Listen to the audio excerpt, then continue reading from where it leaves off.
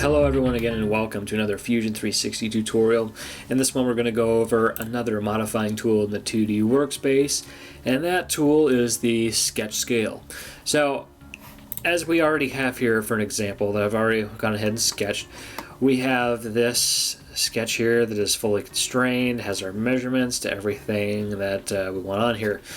Now let's say you didn't plan ahead and some of the dimensions are not what you want. It's actually supposed to be 2 times its original size. That might not happen, but if it does, there's a way to get around that. And that is the scale tool. So we'll go over to our modify drop down, click our sketch scale. What you'll then want to do, it will highlight in our sketch scale box the entities, basically asking what is it that we want to scale up. Well, we basically want to make this whole thing a bigger size than it is already. So what we do is we take our window, click and drag and highlight all of them. As you can see, every line that was in that box is now highlighted. We will then go to our point. This is the point in which it's going to grow from.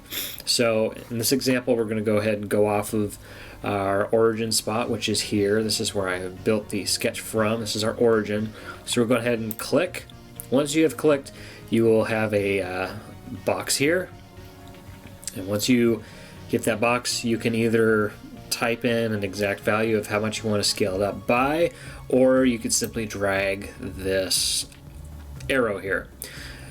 Now for this example, we'll just say we want to size it up by 2. So we're going to simply hit 2 and then enter, and it will now make a bigger version of what you originally sketched.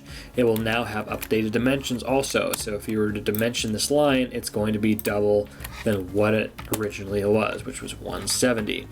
And that goes for all the other dimensions. Although if you have already gone ahead and constrained them, and where all the lines are black, as you can see, once you scale it up, they're no longer black. So you're going to have to go in and constrain them and get the dimensions for them once again.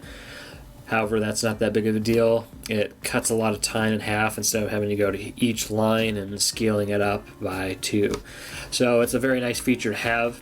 One feature I will go over also while we're in here is the window tab. So what you might notice when you click and drag, there's this yellow box here. And what this box does, anything that this line touches or is in between, it will highlight. So if we simply go over here, it will highlight this line here, and if we delete it, it will delete that line. Now, however, if you click and drag the other way, you will see that this box is a little different.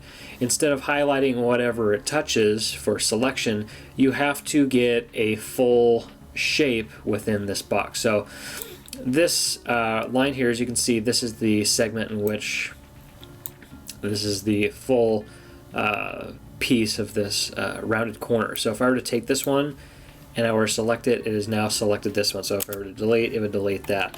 However, if you were to go the other way, let's see here, go the other way and drag this box over, this one has to have the whole line inside of this box in order for it to highlight. So if you're worried about getting this line here and you just want this line, then you can drag over this way and it will only highlight this one. Whereas if you were to go like this, it will highlight this one, and this one. And when you delete, as you can see. So that's another nice little feature to know that I haven't talked about previously, and it's a good thing to know for future reference.